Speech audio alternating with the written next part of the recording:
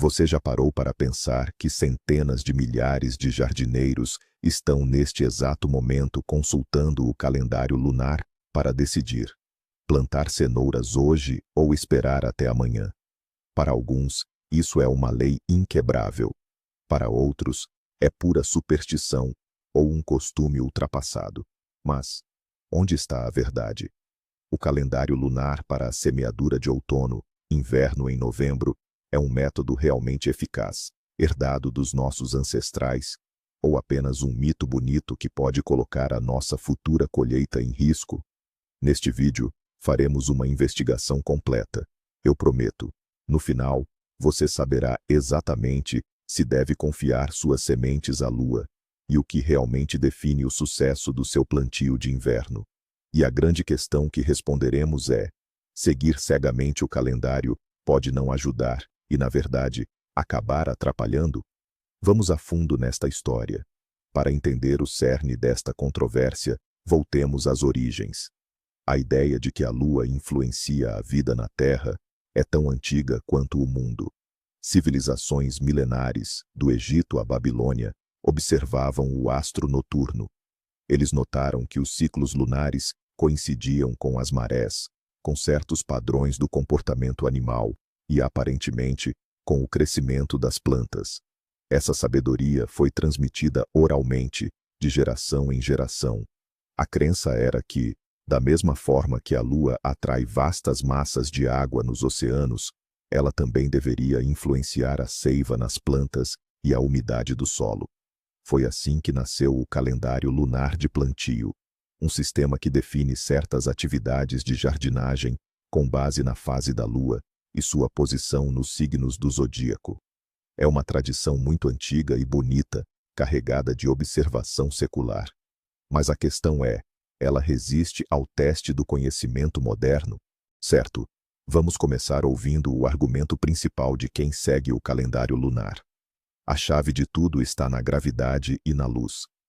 A teoria central afirma que a força gravitacional da Lua, aquela que gera as marés oceânicas, atua igualmente sobre a água presente no solo e a seiva que circula no interior das plantas.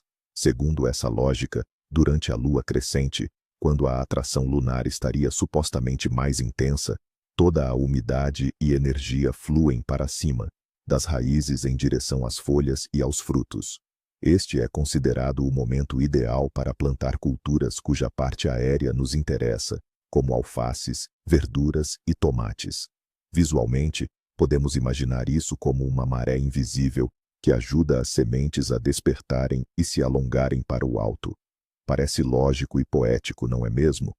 Esta ideia é a base da maioria das recomendações e serve como a pedra angular de todo o sistema de jardinagem lunar, criando um modelo de ação simples e fácil de entender. O segundo aspecto crucial na teoria da influência lunar é a luminosidade. Os defensores deste calendário defendem que a quantidade de luz refletida pela Lua também desempenha um papel importante. Durante o período da Lua crescente, ou seja, do novilúnio ao plenilúnio, as noites tornam-se naturalmente mais claras. A hipótese é que esta luminosidade extra, ainda que tênue, estimula o crescimento das folhas e da parte aérea das plantas. É como se este sinal ativasse a fotossíntese de forma mais intensa, mesmo durante a noite. Em contraste, durante a lua minguante, quando as noites se tornam mais escuras, a energia da planta concentra-se por oposição nas raízes. Este período é considerado ideal para a plantação de tubérculos e raízes comestíveis, cenouras, beterrabas ou batatas. Ou seja, a lógica é simples: mais luz na superfície, mais crescimento da parte superior; menos luz, mais desenvolvimento das raízes.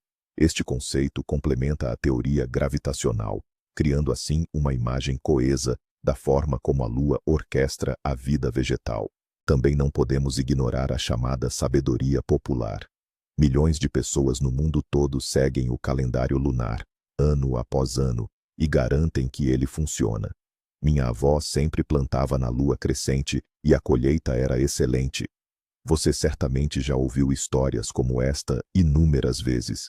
Esse vasto acúmulo de testemunhos, transmitidos de geração em geração, cria um poderoso efeito de prova social.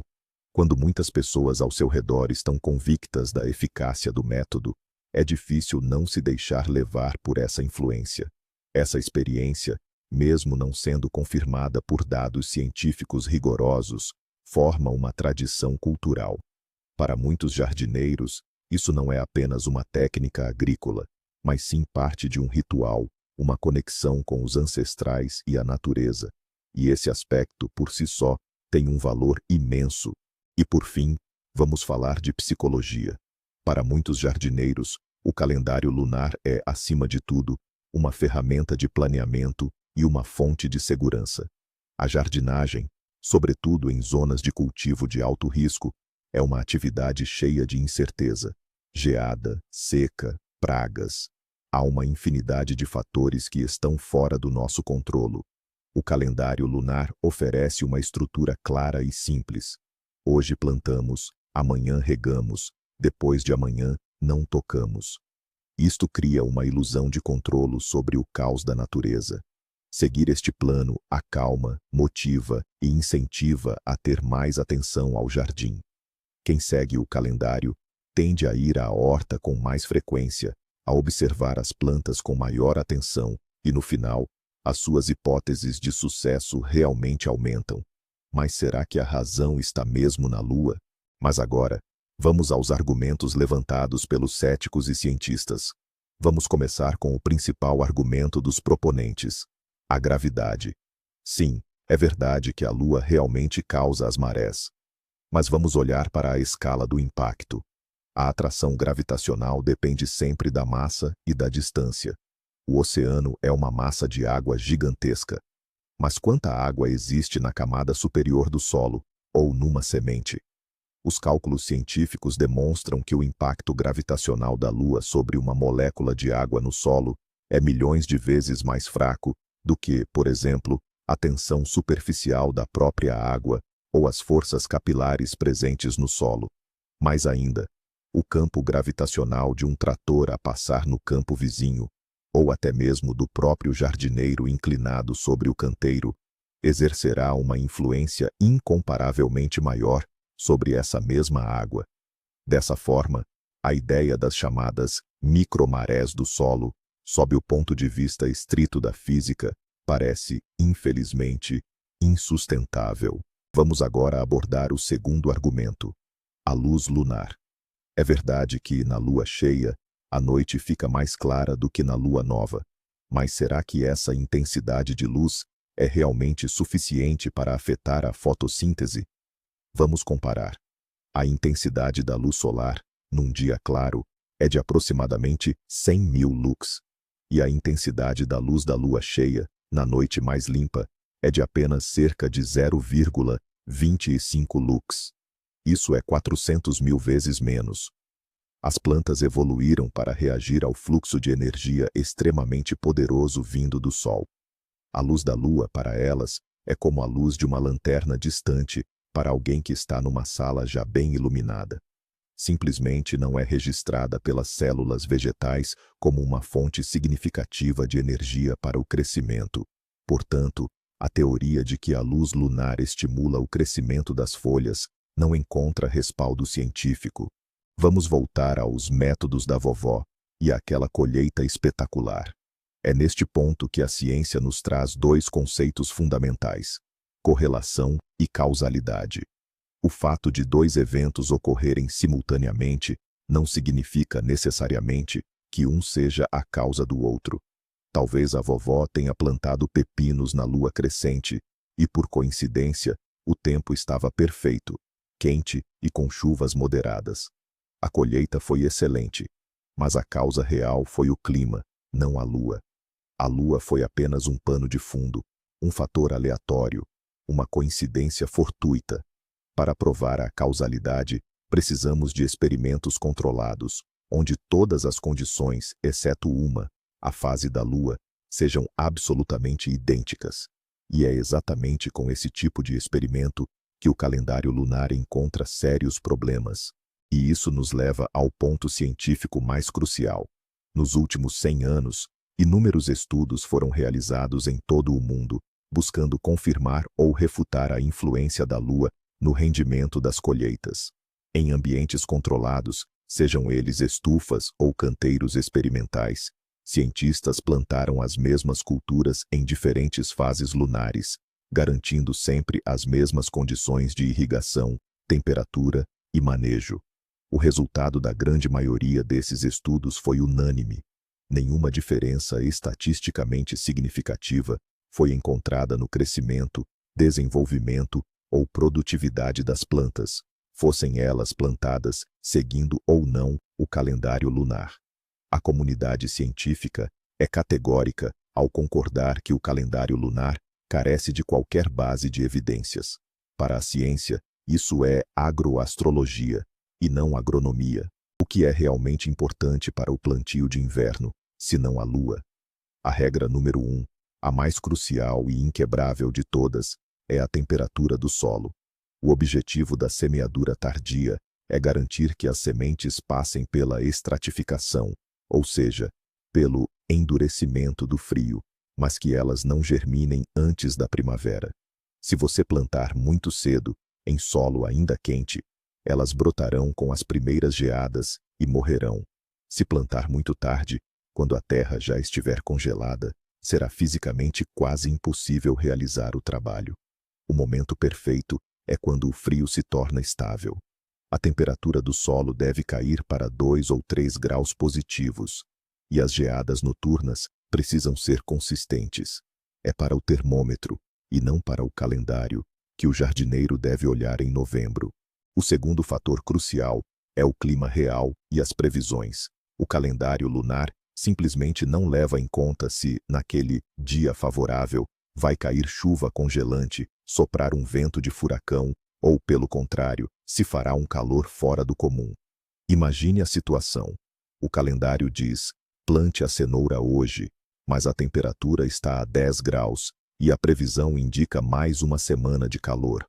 Ao plantar as sementes, você estará garantindo sua germinação precoce e sua morte. Por outro lado, se o calendário aconselha esperar uma semana, mas você nota que agora mesmo surgiram 2 ou 3 dias ideais, com solo firme, pouco antes de uma nevasca, você deve agir imediatamente. O clima sempre terá prioridade sobre quaisquer previsões astrológicas.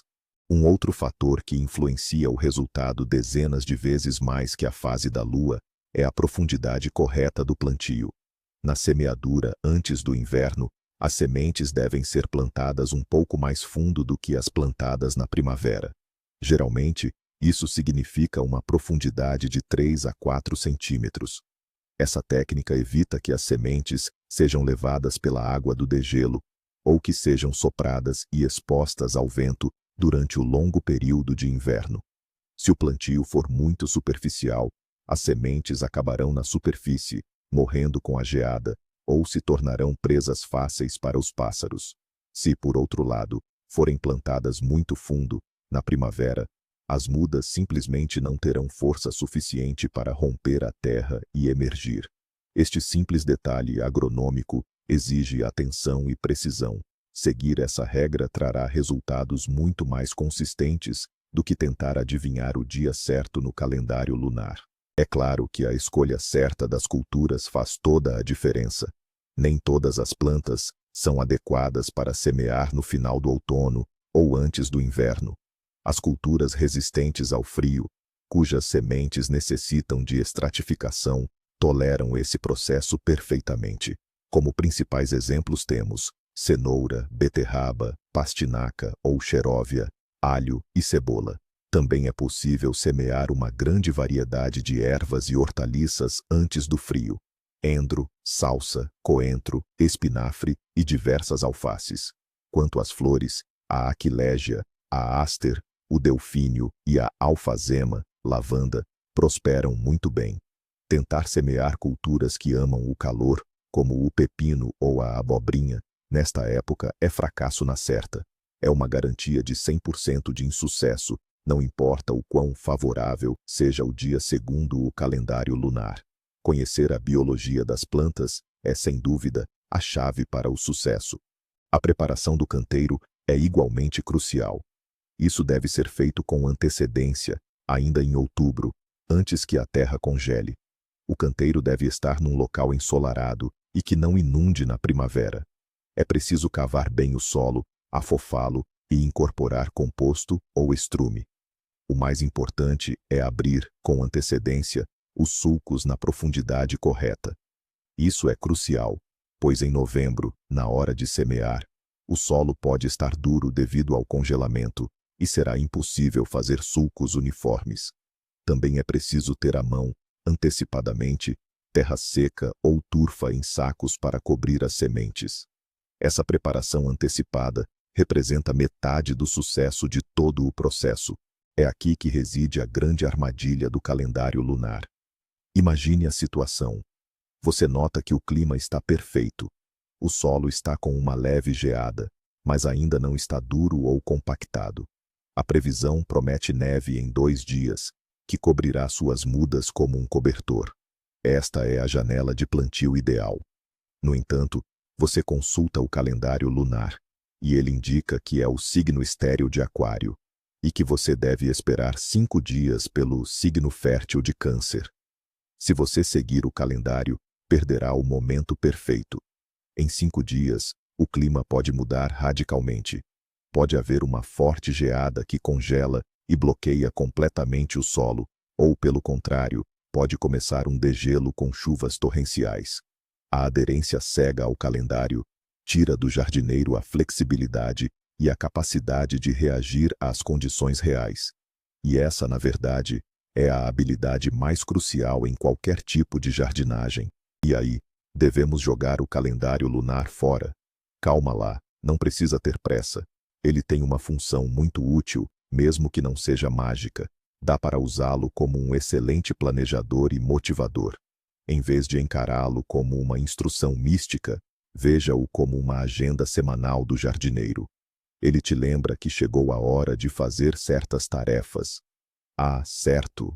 Em meados de novembro, preciso lembrar da semeadura de inverno. Ele estrutura seus pensamentos e não deixa você esquecer as atividades agrícolas importantes. Se o calendário te motiva a ir para o jardim, preparar os canteiros ou checar as sementes, ele já está trazendo um benefício enorme, independentemente da posição da lua no céu. Caso você decida usar esse calendário, é útil entender a linguagem por trás dele. O que significam, afinal, esses dias de raiz, dias de folha, dias de flor e dias de fruto?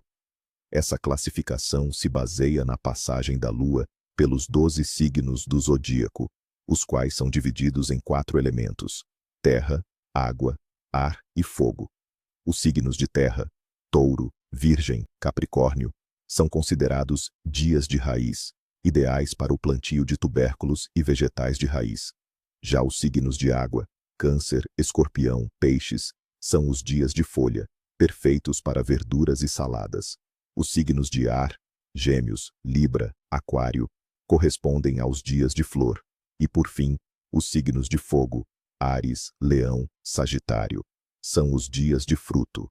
Em essência, é apenas um sistema de classificação projetado para organizar o seu plantio conforme o tipo de cultura. Um dos maiores receios de quem está começando na jardinagem são os dias considerados proibidos ou desfavoráveis para plantar. Geralmente, nos calendários, eles vêm marcados de preto. Que dias são esses? Na maioria das vezes, são os dias de lua nova e lua cheia, além dos períodos de eclipses lunares e solares. A tradição diz que, nestes picos do ciclo lunar, as plantas passam por processos de estresse. Por isso, o ideal é não mexer nelas, nem plantar, nem transplantar, nem podar. Do ponto de vista científico, como já vimos, isso não tem comprovação. Mas, na perspectiva da psicologia, esses dias são apenas um ótimo momento de descanso para o jardineiro. Você pode dedicá-los a outras atividades, preparar o equipamento, planejar os próximos plantios ou simplesmente tirar um dia de folga. Então, como encontrar o equilíbrio perfeito? A estratégia mais inteligente é adotar uma abordagem híbrida. Use o calendário lunar não como uma regra inflexível, mas como um auxiliar. O primeiro passo é olhar para as condições reais. Defina a janela climática ideal para a sua semeadura de outono, inverno na sua região. Isso pode ser uma semana, ou apenas alguns dias. O segundo passo, dentro desta janela real, consulte o calendário lunar. Se você quer plantar cenouras e, em um desses dias, o calendário indicar um dia da raiz durante a lua minguante, ótimo! Use esse dia. Assim, você unirá a sabedoria popular à ciência agronômica. Mas, se o calendário não oferecer nada que se encaixe, ignore-o sem medo e plante em qualquer dia conveniente dentro da sua janela climática. O que realmente importa são as condições reais. Se formos falar especificamente sobre a sementeira de inverno, aquela feita em novembro, o que a tradição do calendário lunar aconselha? Para tubérculos e raízes, como o alho, a cenoura, a beterraba, e também para flores bulbosas, a tradição é escolher o período da lua minguante. A lógica por trás disso é que nesse período a energia desce para as raízes. Além disso, a preferência é pelos chamados dias de raiz, quando a lua está posicionada nos signos de terra, Touro, Virgem ou Capricórnio. Esses signos são considerados os mais férteis e estáveis. Lembre-se, contudo, isto é apenas uma orientação dentro da tradição. Se num dia tão ideal desses estiver a chover torrencialmente, é melhor adiar a sementeira e esperar pelo tempo adequado, mesmo que caia num dia errado, segundo o calendário. E para concluir, falemos sobre o efeito mais fascinante: o placebo na jardinagem. Se uma pessoa acredita sinceramente que plantar num determinado dia lunar lhe trará sorte, ela, subconscientemente, cuidará melhor daquele canteiro. Ela irá verificá-lo mais vezes, remover as ervas daninhas no tempo certo e monitorizar cuidadosamente a umidade na primavera. Essa atenção e cuidado extra, nascidos da fé no método, podem realmente levar a um resultado superior. Nesse caso, o calendário lunar funciona, mas ele não age através da gravidade ou da luz da lua, e sim através da psicologia do próprio jardineiro. Essa crença torna-nos mais disciplinados e atentos. E se tudo isso te ajuda a ter prazer no processo e a celebrar uma boa colheita, qual é a importância de saber onde exatamente reside a magia? Então, o que podemos concluir disso tudo? Por um lado, a ciência rigorosa não encontra provas concretas de que as fases da lua influenciem diretamente o crescimento das plantas. A gravidade é mínima e a luz lunar insuficiente. O sucesso real da semeadura, especialmente no final do ano, em 99% dos casos, depende de fatores puramente terrestres. A temperatura ideal do solo, condições climáticas adequadas, profundidade correta de plantio e uma escolha inteligente das culturas. Mas aqui está a reviravolta. Será que isso significa que o calendário lunar é inútil? De jeito nenhum. A sua verdadeira força não está em uma influência mística, mas sim na capacidade de ser um excelente organizador, motivador e fonte de conforto psicológico. Ele nos incentiva a ser jardineiros mais sistemáticos e atentos, e se a sua crença nele traz resultados melhores, então ele funciona perfeitamente, pelo menos para você. O mais importante é não permitir que ele entre em conflito com o bom senso e com as condições climáticas reais. Muito obrigado por assistir a esta análise até o fim. Se achou o conteúdo útil, deixe seu like e inscreva-se no canal para não perder os próximos vídeos. E agora a pergunta que fica: você usa o calendário lunar? Você acredita na força dele ou o vê apenas como um planner conveniente? Compartilhe sua experiência e opinião nos comentários. É sempre muito interessante ler